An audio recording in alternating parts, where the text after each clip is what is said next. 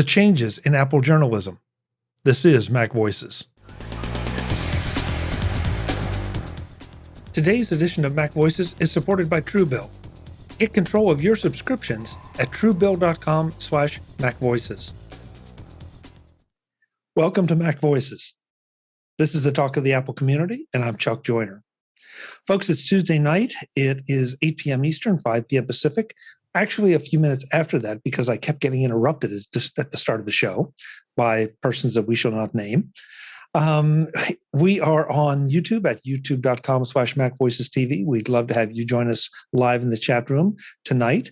And if you can't do it tonight, then set your favorite audio assistant, smart assistant, to remind you to join us next week, because it's always a lot of fun. And we have, it's just a lot of fun. And hopefully we have some intelligent things going on here as well. I want to go around the room and introduce who's here. Because we have one popping in right as we go. So I will take my screen as I always do. First up, Mr. David Ginsburg. David, welcome. It's good to have you as always. Great to be here. It's always a time to look forward, and you can't blame me. I didn't say it. So I wasn't calling any names, David. It was a 25% chance. I mean, it's great to be here. That's all I always look for. Jay Miller is back. Jay, welcome. It's good to have you back again. You said you wouldn't say any names. I'm happy to be here, Chuck. It's going to be this kind of night, folks. Yes. Andrew Orr is might be the sanest one here. Andrew, it's good to see you. I agree. Thank you for having me. I am not a rabble rouser. Liar. We'll take a vote in MacVoices After Dark. How's that? Yeah. Kelly Guimont is here as well. Kelly, welcome. Good to have you.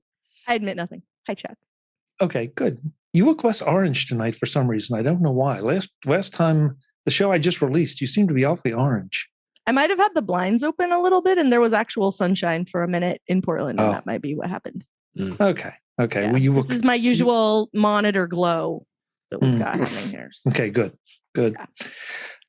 Coming in under the wire, Mr. Jim Rea is here as well. Jim, welcome.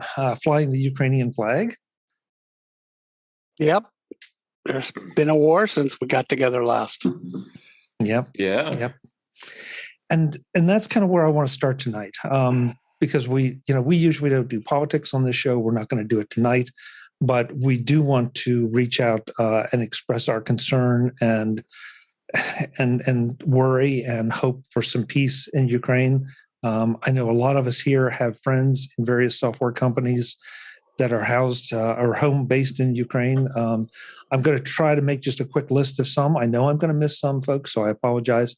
But MacPaw, the folks who bring us SetApp, Readle, Grammarly, Skylum, some others. I know I'm dropping the ball on some of these, but Unclutter is another. Beelight? Beelight. I forgot Beelight's in Ukraine.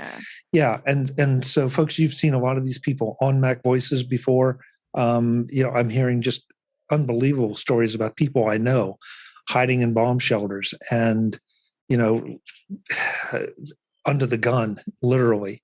And I also have friends who have relatives in Ukraine that just the stories are just kind of amazing. So, just if this message reaches them, we are with you. Our thoughts are with you. We wish you the very best. We wish there was more we could do, but it's just a crazy, crazy time. It's very unfortunate. I would say a thing I would tack on is if you feel like you want to help and don't really know how, and you aren't using SetApp, which is from MacPaw, or you're not using something from Readle that you could pay for, or you're not using Unclutter or any of those things, and it's a developer that is there and somebody that's maybe been posting updates about what's going on where they are. I have a link that I put in the Zoom chat and also in the YouTube chat to Eugene, who's the developer for the Unclutter app. He sent a little email update over to the Mac Observer address, and Eugene Krupnov, and Unclutter is really nice. And when you saw all the photos over the weekend of the building the apartment building that was hit by the bomb. He lives in the building next door, and so he sent some notices out to just sort of let people know, like, you know, he's okay. And I put that link up, and you know, go buy a license, go buy your friend a license, go buy a family member a license. Like, if you feel like that you want to be able to do something and it feels like you're powerless, you can go gift that kind of stuff to other people, and you know, at least do a little bit to make sure that, like, as they're unable to do what they can do right now, you know, give them a little assistance. So yeah, and this is, I mean, I feel obligated to say this is not some cheap publicity stunt. This is real. This is really real. So, you know, if you can help out, by all means, please do. It's a small thing, but until we know more about how we can help our friends, you know, it's one way to do it. Scary stuff, no question. I just posted the tweet from MacPaw, from Oleksandr Kosovan, the CEO of MacPaw. He had a video. Yeah. Yeah. Great. And especially if you're old school like Chuck and I, we used to hang out with those folks at Macworld. We would see them at different events. We'd see them at WWDC. I've interviewed them every place I've ever interviewed people. I talked to them about all kinds of things, and it's hard. It's really sad, and it's one of those things where it hits home really hard. And so I really just hope that they're doing okay. And they're actually they have the Ukrainian flag as the setup icon. I know. I just noticed that they updated it today. It's on your Mac, so if you look at setup, it's got the Ukrainian flag colors. Yeah. Andrew, can you throw the support stuff into the YouTube chat? I can't. We can't do it. You have to. I was told to send you a note in Zoom. That's right. You're the only one that can put a URL in there, because I put it both places, but it's not showing up. Okay, Cletus, I'll get you that in a little while, if I can. Sorry about that. Yeah, I guess forgot about that part. So, you know, and I should also mention that, you know, because of our publication schedule, I mean, this is a live show, right? So it's live tonight, but, you know, it gets cut up and released later. And so by the time that the rest of you see this on the MacVoices feeds, we don't know what will have happened, but the sentiments remain the same. You know, these are folks that are going to need some help and need your best wishes. So please, no matter when you hear this, pay attention to what's going on and look for ways that can help. Before we get into anything else, Kelly, you've had a little change of status, and I wanted you to just tell us about it, and then we'll move on. Yeah, so I'm wearing a new shirt. No, I'm kidding. It's well, hold on.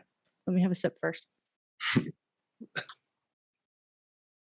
The Mac Observer Daily Observations is now officially on hiatus.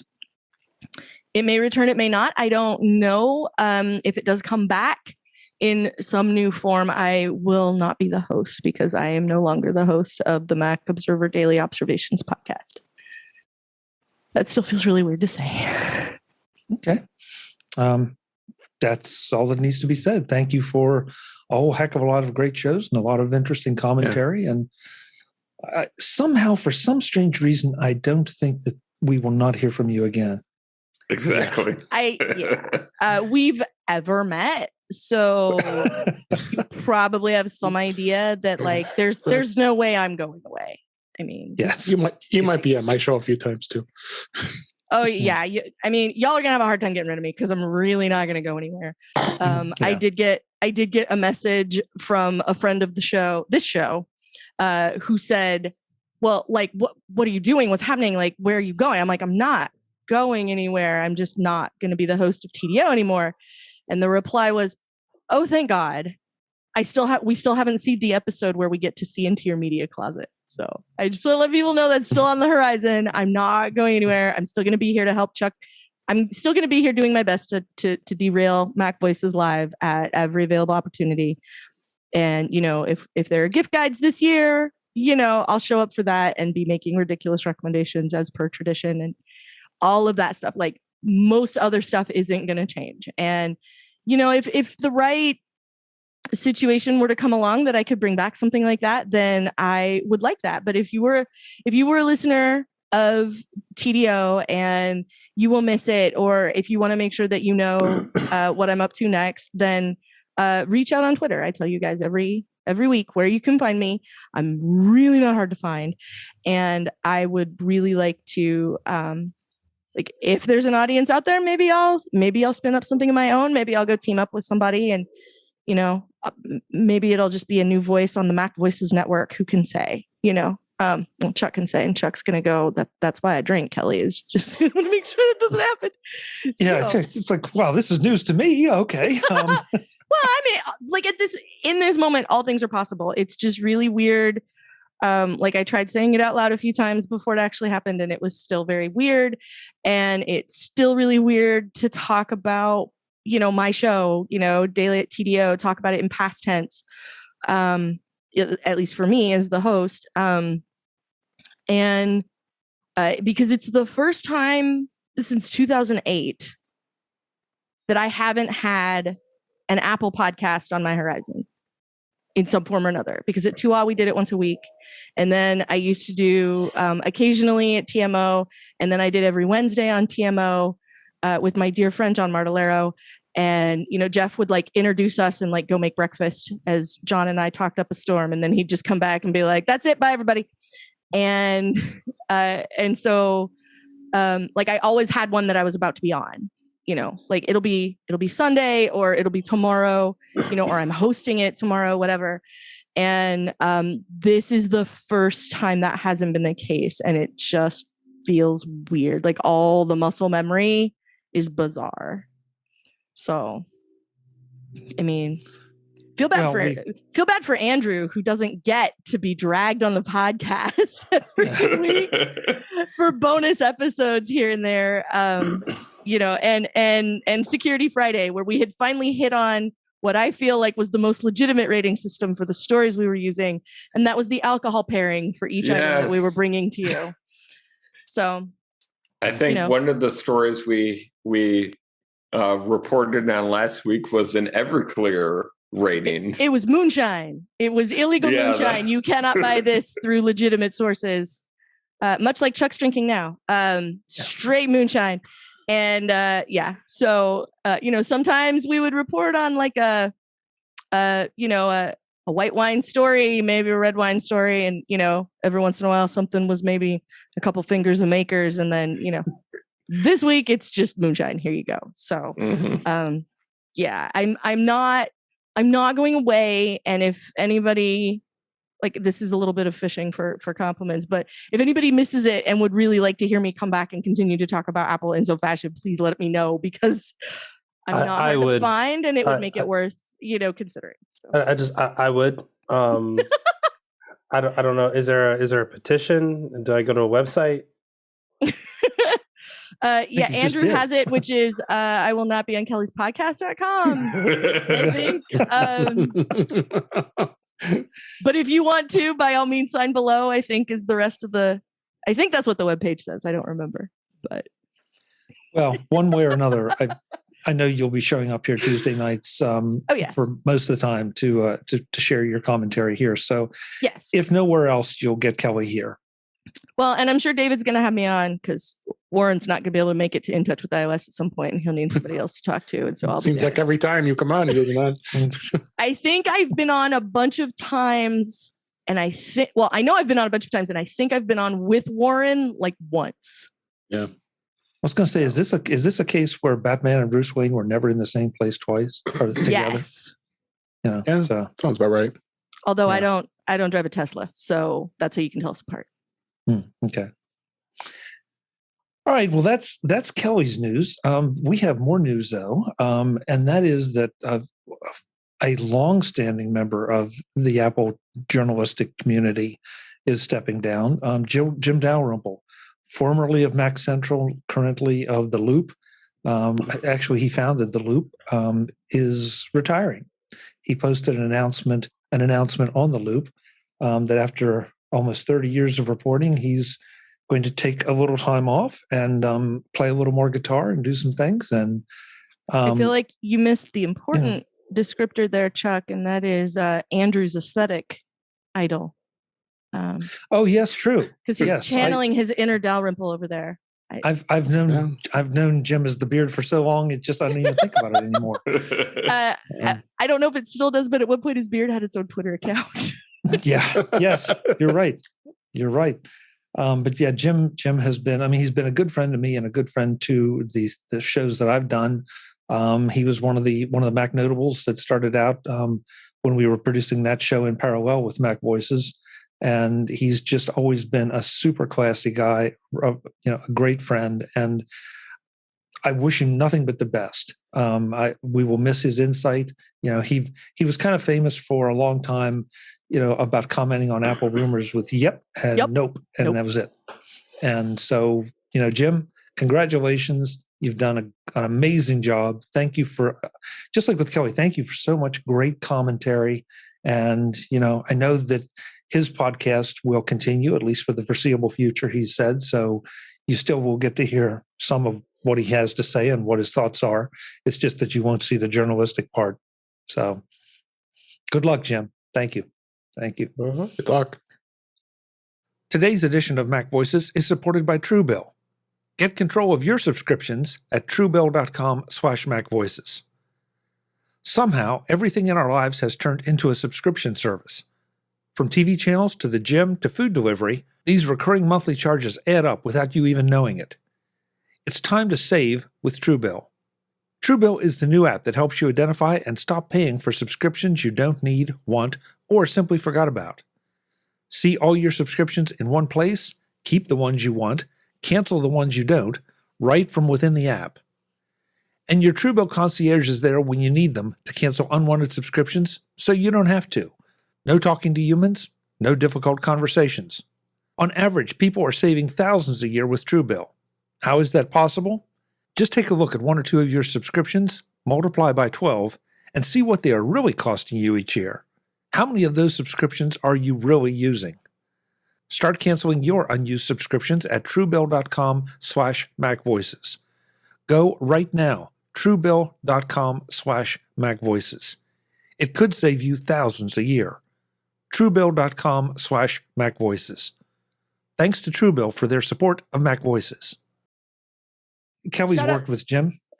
Yeah, well, I was going to say he was one of the first people to come on the 2 Talkcast when I started asking if people would want to come, hey, Mike, what do you think about having other people on the show? And he was like, if you can get anybody to come spend their Sunday night on the internet with you, then by all means, do the thing. And I went, hi, Jim, do you want to come talk to me on the 2 Talkcast? And he said yes. And he had no business saying yes because he was Jim Dalrymple. And I was the new girl at 2 and that was it. And I was nobody at that point. I'd written some stuff at 2 and that was all. And he came on and he was so kind and he came and would hang out with us and he would let me ask him about BlackBerry just so I could listen to him laugh. And it was great. And I always appreciated that he never acted like he was doing a favor for the new kid. And it always was really nice that he would come by. I would be like, hey, Jim, there's a lot of news this week. You want to come talk to me on the show? And he would, and he would. And he never, and always made me feel welcome and never made me feel like I was just a random fan that he was talking to and that he was some sort of rock star because he is a rock star. And literal, I've seen him on stage playing guitar and it's really amazing. I'm not kidding. And I really, and I always really appreciated that. So I did immediately text him Jim, what are you going to do? Where are you going? He was like, I'm going to go, I'm going to move to Texas and play guitar for a while and we'll see what happens next. I'm like, all right. So I did get an opportunity to tell him it was really awesome that you always took time for me when you really didn't have to. And I always appreciated that you did. So it was nice. Well, that was the opportunity to tell him. That was always Jim's style. I mean, he was completely without, the wrong kind of ego. He always had time for anybody and everybody. He always had, some pearls of wisdom. He came at things from a little bit different angle about 90% of the time. And, it's just one of the great guys of the Apple community. And I'm sorry to see him stepping just back a little bit from that, but it's just, I mean, time marches on. It's sort of the nature of things. And that leads us to tonight's first topic. And it's not exactly because of Jim or Kelly, but the idea that, the world has changed since the early days when Kelly was doing the 2-Hour Talkcast and when Jim was doing Mac Central. And there's a lot more competition for eyeballs or ears or whatever now. And I know, Jay, you had some thoughts on this. And I'm curious to see because, you've been around for a while, but I'm not sure. Call me old, exactly. Chuck? No. Jeez, I got in trouble already. No, he saves that for me. Oh, no, wait. Andrew saves that for me. Yeah. I get you. But I don't know when you stepped into, this arena because you and I met comparatively recently through MacStock. So, what's your take on how things have changed, whether you've seen those changes or not, or just the more recent changes? Kind of. I mean, I've only been in the game for, just under a decade. So, I mean, I know for all the sages out here, y'all been kicking it since the Apple II, I guess. Not Andrew, though. He's younger than me, so it's fine. Not on the internet, but kind of, yeah. But I think when, we've talked about this in previous episodes of where was the Mac and where was Apple as a company when we got into it? And for a lot of us, it was, it's kind of a thing, but it's not really not the cool kids. Our cool kids are using, Apple products, but most of the people out there aren't. And for me, I always wanted a Mac. I grew up around bubble Macs. My aunt had a bubble Mac, and I was like, oh, I like that. It's cool. The Bondi blue one. Yes. So I was like, oh, this is cool. I always want one. Could never afford one. So for me, it was, people talking about the iPods. That was what made sense. And back then, I mean, I was young, so I wasn't really paying attention on who was talking. Just people were talking about it. But as I got older and I was able to afford Macs myself, I got into a community that didn't have a lot of people talking about Apple as a computer company. It was, they do phones. Steve Jobs is back. Things are looking great. It's on the come up. And I don't think that is the sentiment anymore. Now, Apple is arguably the richest company on the planet. And it is now every publication's job to have someone there that knows what is happening in the Mac ecosystem. So what does that mean for the indie creator? And the answer is, I don't know. I have a bunch of these conversations with Kelly as we always talk about our indie adventures. And, for me, I always look at, I am not in an industry where my approach is unique. My voice is not. There are plenty of people out there that can do what I do on a daily basis, but I have to find ways to make myself stand out amongst the crowd, which is why my hair is all crazy and I talk like this. I'm eccentric and all these things. But the ongoing consensus is the larger and larger this company gets, the more important that this company is, the smaller the pool gets for the person that is by themselves. If you really want to make a go at this and have your livelihood be, I'm going to talk about Apple and nothing else. If you're getting into the game today, good luck. You got a lot of competition and they got a lot of big names that have been around for a really, really, really long time. And they start with words like New York Times and Washington Post and all these other organizations. Wall Street Journal, Bloomberg. Yeah. Like actual news, which didn't used to be the case. Yeah. So having friends that can go to Apple and say, hey, Apple, I'd love a review unit. Now their argument is, why? I can give one to New York Times. I can give one to, some of our friends, some of the people who have made their career, their long-running career that now work for major publications. And I think that makes it harder for those independent outlets, those 1-2 human being shops saying, I'm just going to get up and talk about the thing that I've loved ever since, the Apple II was announced.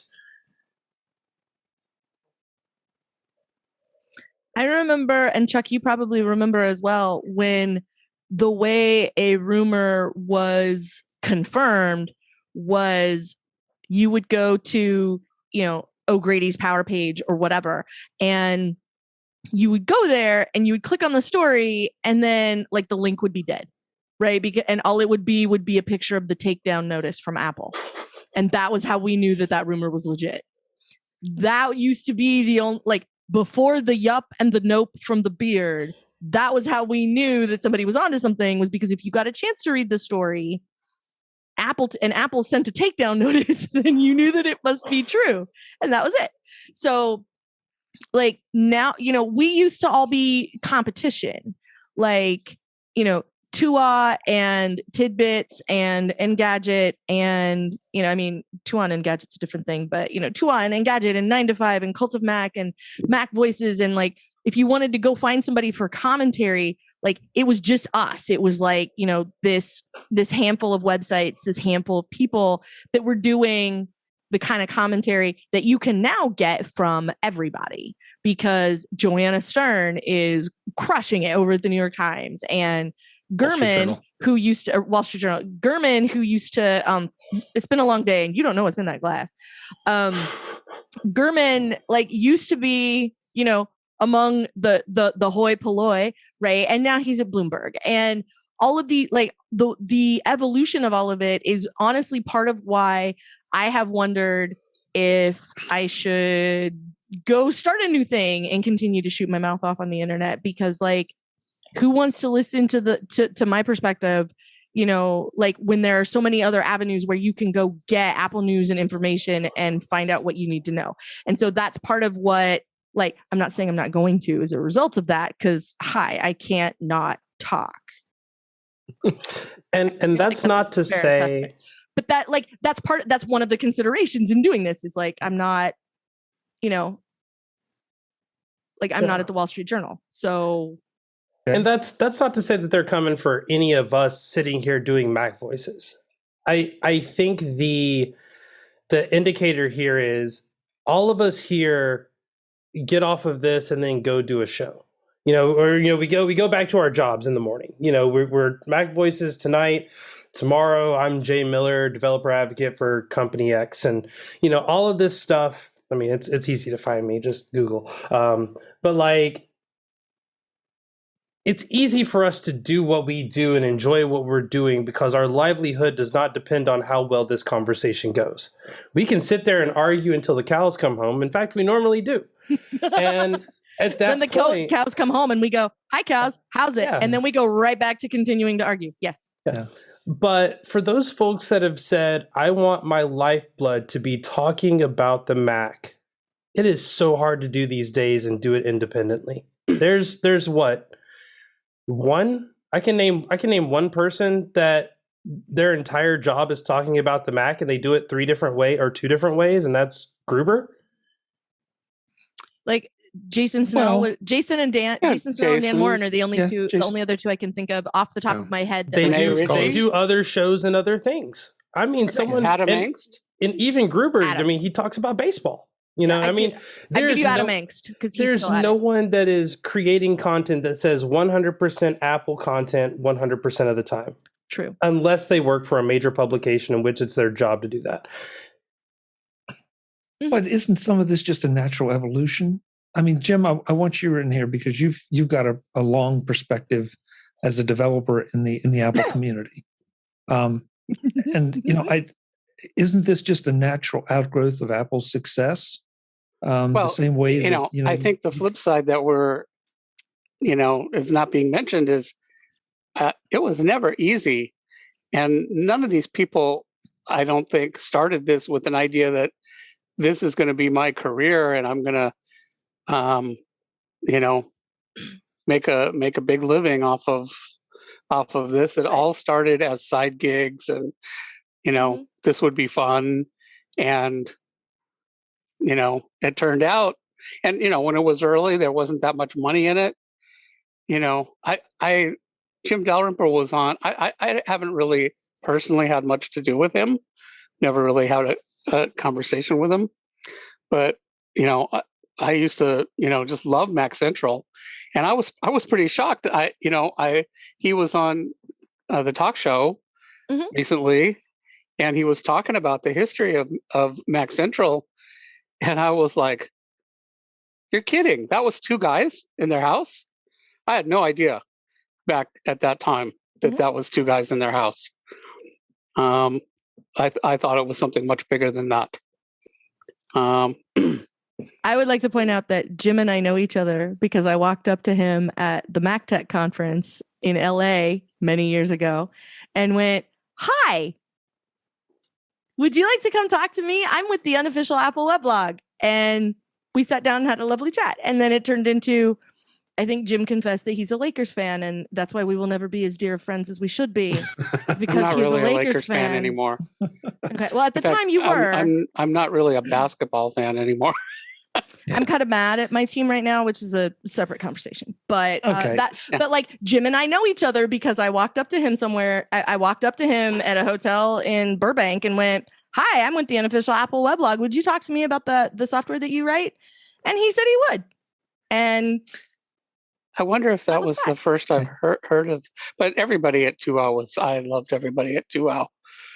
But you might have been the first one I met, if that's the case. I don't know. Probably. But Jim, I like talking to people a lot more than a lot of people at 2OW did. Jim, you bring up an interesting point, though, that that was the early days of the internet, and nobody knew what was behind the curtain. I mean, Adam and Tanya were Adam Angst and Tanya Angst were running Tidbits, and I distinctly remember the first time I physically saw them at a Macworld in Boston, and I was kind of surprised at how young they were. Because and they were. I mean, we were all considerably younger at that point, but I'm were still really surprised at how young they are. Yeah, He is. But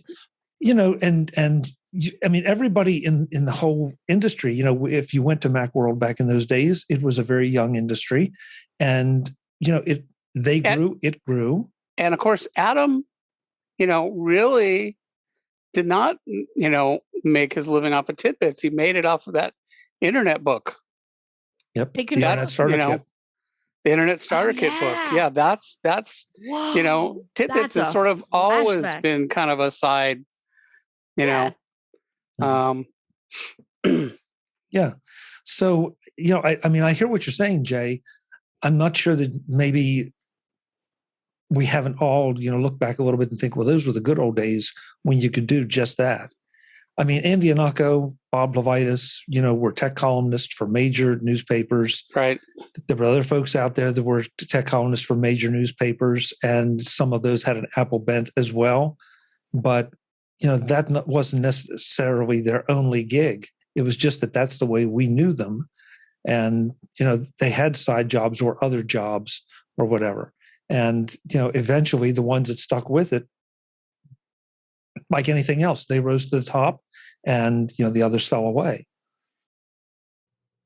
Our discussion of Apple journalism, how it's changed over the past several years, and how it will continue to change and evolve and affect how you get your Apple news, continues in the next edition of MacVoices. I hope you'll join us then. As always, I'm Chuck Joyner. Thanks for watching.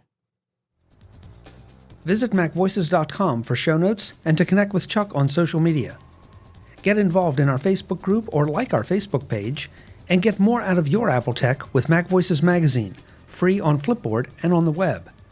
And if you find value in it all, consider supporting us through either our Patreon campaign at patreon.com/MacVoices, or by making a one-time donation via the PayPal link on our front page and in the show notes of each episode. You will join these fine people who help bring you MacVoices.